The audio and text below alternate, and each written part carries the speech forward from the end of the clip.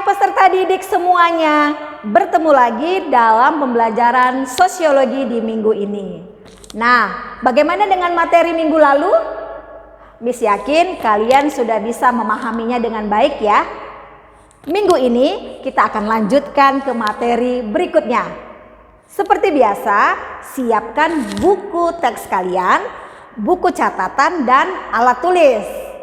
Jangan lupa untuk menonton video ini sampai habis agar kalian bisa lebih paham materi apa yang Miss Uli ajarkan dalam minggu ini. Selamat belajar!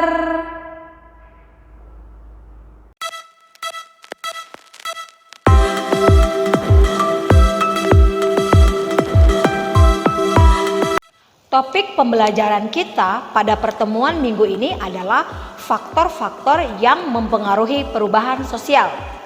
Ada dua faktor besar. Yang pertama, faktor yang mendorong jalannya perubahan sosial. Artinya, faktor-faktor inilah yang membuat sebuah perubahan sosial bisa terjadi. Dia bisa membuat perubahan sosial semakin cepat terjadi di sebuah negara atau di sebuah kelompok. Faktor yang kedua adalah faktor yang menghambat jalannya perubahan sosial. Faktor-faktor ini bisa menyebabkan perubahan sosial tidak terjadi atau perubahan sosial berlangsung lambat sekali terjadi di sebuah negara atau di sebuah kelompok. Oke. Faktor yang pertama yaitu faktor yang mendorong jalannya perubahan sosial. Miss Uli akan menjelaskan di video selanjutnya. Faktor pendorong perubahan sosial. Banyak faktor yang mendorong perubahan sosial dapat terjadi di sebuah negara. Yang pertama, kontak dengan kebudayaan lain.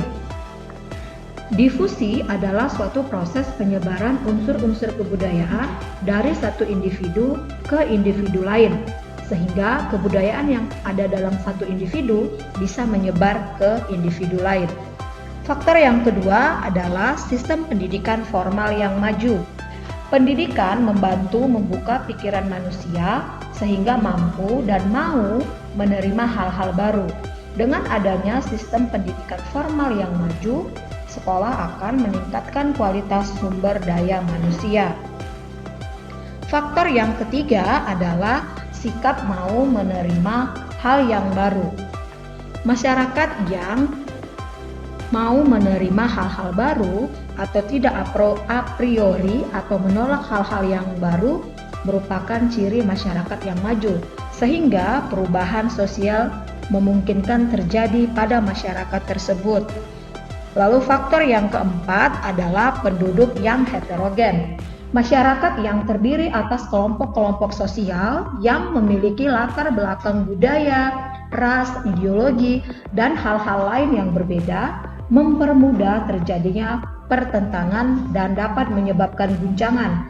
Tetapi di sisi lain, penduduk yang heterogen atau beragam bisa mempermudah terjadinya perubahan sosial. Faktor yang kelima adalah sistem terbuka dalam lapisan masyarakat.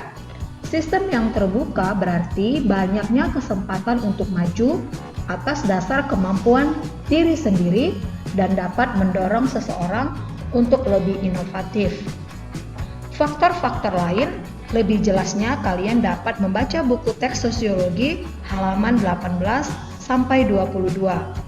Faktor yang selanjutnya adalah faktor yang menghambat jalannya perubahan sosial. Bisa menghambat atau bahkan perubahan sosial bisa saja tidak terjadi di sebuah negara. Adapun faktor-faktornya yaitu sebagai berikut ini. Selanjutnya adalah faktor penghambat terjadinya perubahan sosial di sebuah negara. Faktor yang pertama adalah kurangnya hubungan dengan masyarakat lain. Faktor yang kedua adalah perkembangan iptek yang terlambat di negara tersebut. Faktor yang ketiga, sikap masyarakat yang tertutup. Faktor yang keempat, rasa takut pada hal baru.